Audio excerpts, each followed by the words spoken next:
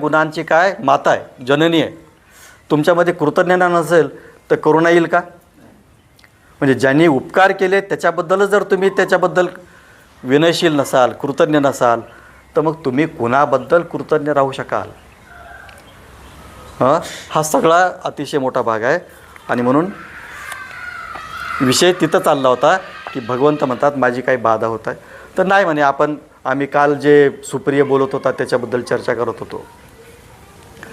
आणि त्याचा शिष्य जो आहे ब्रह्मदत्त त्याला कसा विरोध करत होता, तुम्ही कसे चांगले आहेत व सांगत होता, याविषयी आम्ही चर्चा करतो.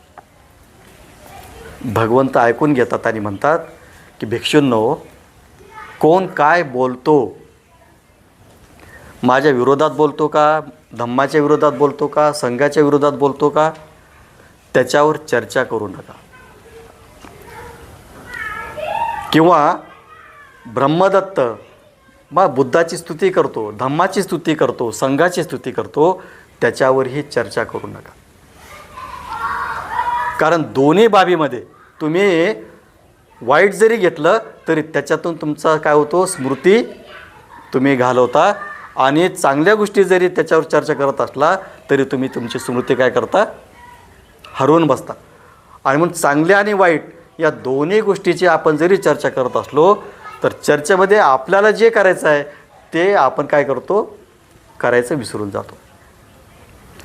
लक्षात आलं का मुद्दा? भगवंताचा पहिला मुद्दा की त्याच्यावर चर्चा करत बसू नका. त्याने असं म्हटलं, त्याने तसं म्हटलं.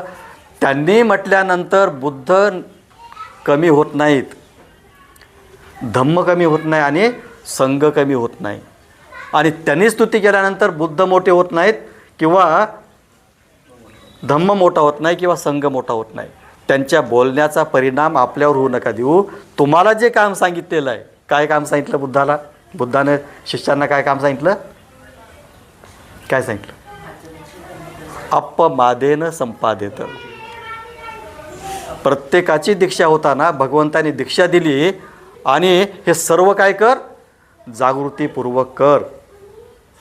आणि म्हणून द्वेषामध्ये बुद्ध पुढं म्हणतात त्याच्यामध्ये सुप्रियाबद्दल जो कोणी वाईट बोलतो त्याच्याबद्दल आपल्या मनात काय होतं, द्वेष निर्माण होतो. आणि द्वेषपूर्ण माणूस चांगला विचार करत नाही. करतो का? मनामध्ये द्वेष आहे तर माणूस चांगला विचार करू शकतो का? माणूस चांगला विचार करू शकत नाही. किंवा ज्याच्याबद्दल द्वेष आहे त्याच्याबद्दल चांगला विचार करतो का? नाही करू शकत. आणि म्हणून तर आपल्याला 40 वर्ष झालं 4थ्या पायरीमध्ये